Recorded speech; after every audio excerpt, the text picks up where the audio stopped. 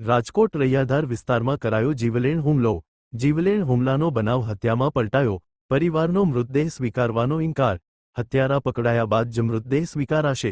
કાકા ભત્રીજા સહિત 3 પર કરાયો હતો જીવલેણ હુમલો। ગંભીર રીતે ઘાયલ ભાવેશ વાણવિકનું મૃત્યુ નિપજ્યું।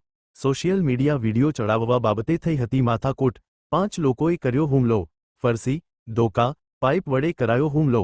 ફરસીના 5થી વધુ ઘા ઝીંક્યા। પોલીસે વધુ કાર્યવાહી હાથ ધરી। રિપોર્ટર પ્રવીણ મેર, રાજકોટ।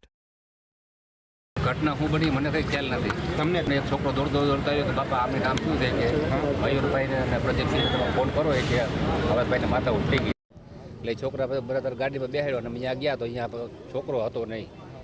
એટલે પછી અમે તો અહીંયા અડધી કલાક હોય અમને કંઈ ખરેખર કોઈ જવાબ મળ્યો નથી। હું ગભરાઈ ગયો। મારો લોહીના ખાબોચિયા મેં જોયા તો એમાં મને કંઈ દઈ ના પડી સમજ્યા। પછી પ્રદીપસિંહ બાપુને ફોન મેં કર્યો હતો તો એની રીતે એ લોકો આવી ગયા હતા। પછી એનો મને ફોન આવ્યો કે તમે સિવિલે બધા પૂગી જાઓ। પછી અમે સિવિલે આવ્યા તો સિવિલે અહીંયા એટલી મને ખબર છે, બાકી બીજી મને કોઈ જાતની। જોગરાજ કોક નામ ભરવાડનું નામ લે, અમીર જોગવાર। એમાં તો ઓલા જે કહેવાવાળા એમ કે 10 થી 15 જણા હતા એ કે હું તો બીજાને તો કોઈને ઓળખતો નથી। એ કારણ નહીં મને ખબર નથી, અચાનક જ થયો। અમે તો જમવા બેઠા હતા અને છોકરો કેવો દોડતો આવ્યો હતો। અમને ફાર પડે શું થતો તમે પપ્પાએ કહે પેલા ફોન કરજો મયુરસિંહ અને પ્રદીપસિંહ બાપુ જે કરે એ પ્રમાણે કરે। જ્યાં લગી અત્યારે પકડાય નહીં ત્યાં લગી તો અમે હું લાસ્ટ તો સ્વીકારવાનો છું। મને ન્યાય જોઈએ અમારે। પછી મારો સમાજ મારી પડખે ઊભો છે કે જે કરે મને મંજૂર છે। આજે એક અમારી સમાજના ભાવેશભાઈ વાણવી એક સમાજના વધુ એક યુવાનની આજે એક હત્યા થઈ છે। સમાજની પર વારંવાર એક હત્યાના બનાવ બનતા એમાં વધુ એક હત્યાનો બનાવ બન્યો છે।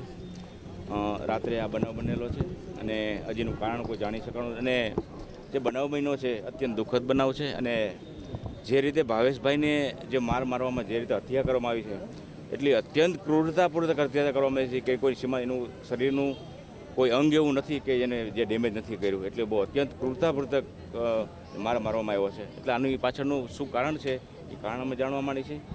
હું એક વાત ખાસ મીડિયાના માધ્યમથી મૂકવા માગું છું કે સમાજની અંદર કે ક્યાંક ને ક્યાંક રીતે કાંઈક ને કાંઈક અણબનાવ બનતા હોય છે, પણ એનો હત્યા કરો એ કોઈ સોલ્યુશન નથી। સમાજ છે, સમાજના આગેવાનો છે, કોર્ટ છે, પોલીસ છે, આ બધી વ્યવસ્થા છે, પણ છતાં હત્યાથી કોઈ સોલ્યુશન નથી થતું। એટલે જે કાંઈ સમાજને અમારા પરિવારજનોની માંગણી છે કે જ્યાં સુધી હત્યારાઓ નહીં પકડાય ત્યાં સુધી અમે બોડી સ્વીકારવાના નથી। અને રાજકોટની અંદર વારંવાર બનાવ બનતા રહે છે, મહિનામાં 5-5 7 બનાવ બનતા રહે છે। અને બિહાર જેવું વાતાવરણ થઈ ગયું છે। એટલે હું પોલીસને પણ ખાસ કહેવા માગું છું કે એક તમારો કોઈ ડર નથી, કાયદાનો કોઈ ડર નથી, એટલે કાયદાનો ડર ઊભો કરવામાં આવે વારંવાર। એટલે આ ભાવેશભાઈના બનાવથી હવે બીજા બનાવ ન બને એને મને પોલીસ આનામાંથી એક મનોમંથન કરે। અને રાજકોટની પરિસ્થિતિ અત્યંત ખરાબ છે।